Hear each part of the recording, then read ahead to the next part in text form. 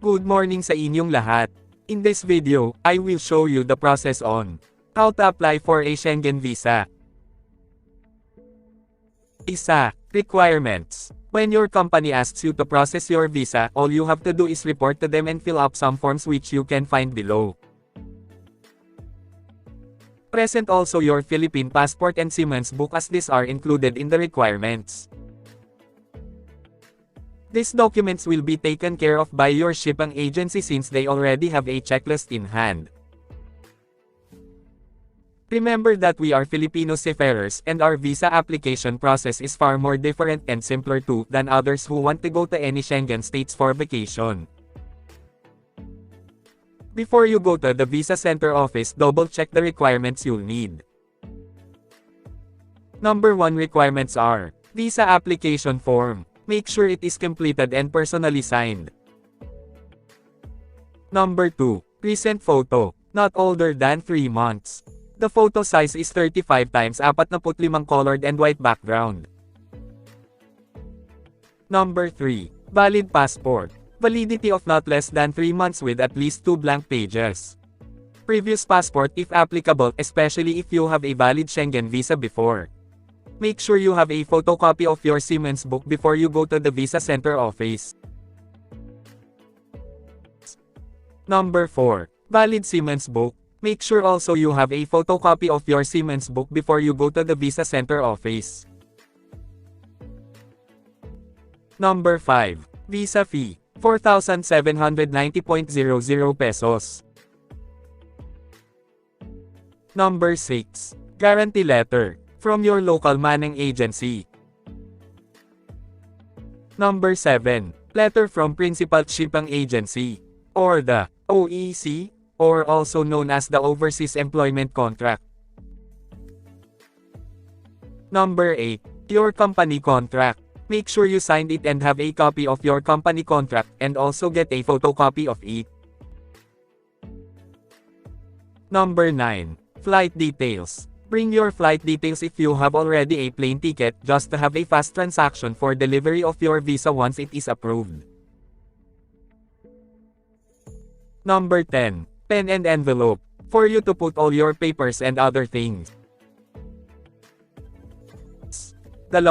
Briefing. After signing the necessary documents and double-checking all your requirements, your manning agency will give you specific instructions regarding your visa application process. You can ask your manning agency for the address of VFS Global and how to get there. At this moment, your appointment is also booked, so you better take note of the date and time.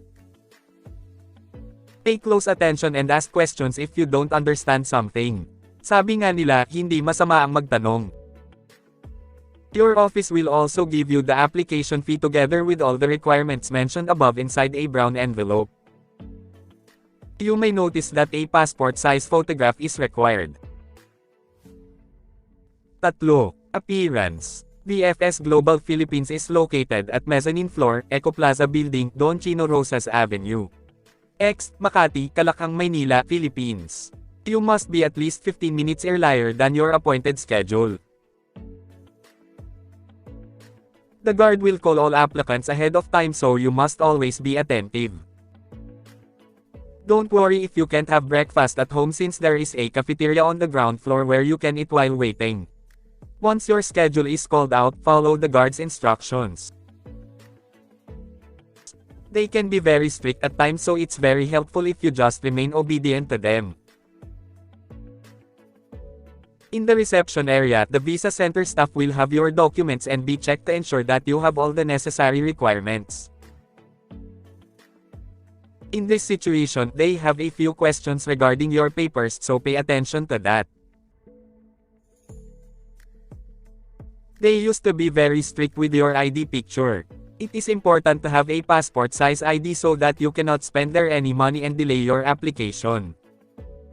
Tip: if you are going there alone without a chaperone, it would be helpful if you only bring the requirements inside a brown envelope and an extra pen in your pocket. Your backpack or other carry-on items will not be allowed inside. You have to put them in a locker, which costs $75.00.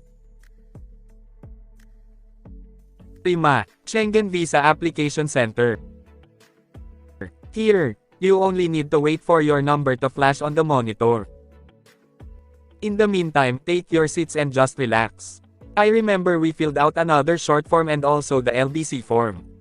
You need to fill up your name, company address, your cell phone number, and your active email address.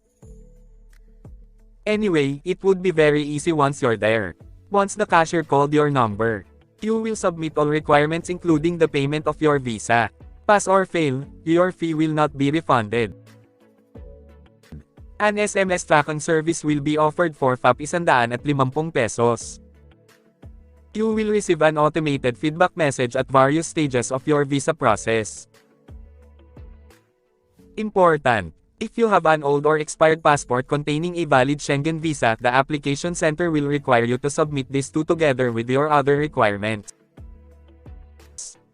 For less hassle, always keep your old passport with you during the entire visa processing.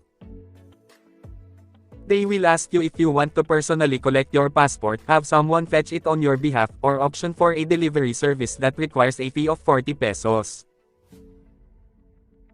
In this case, your company usually decides to send someone to collect our Schengen visa on our behalf. This too will also be highlighted during the briefing session. Premium Lounge. There is another option called Premium Lounge where you will be in a different room. Applicants who opted for this are treated like a VIP. They will have their own assistant helping them with their application. Only your office can book your application in the Premium Lounge experience. However, it costs more than the ordinary visa process. By the end of your application, your assistant will give you a donut and a can of beverage. Premium Lounge costs an additional ₱3,401.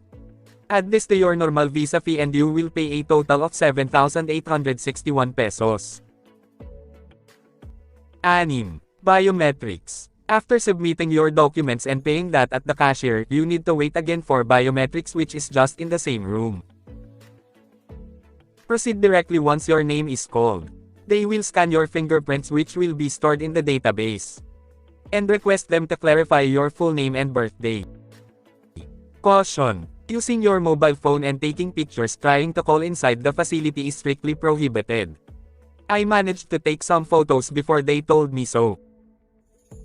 And that's basically it. Your visa application is done after your biometrics. 7. Updating your office. During the entire period, it would also be very important to give an update to whoever is in charge of your visa application in the office.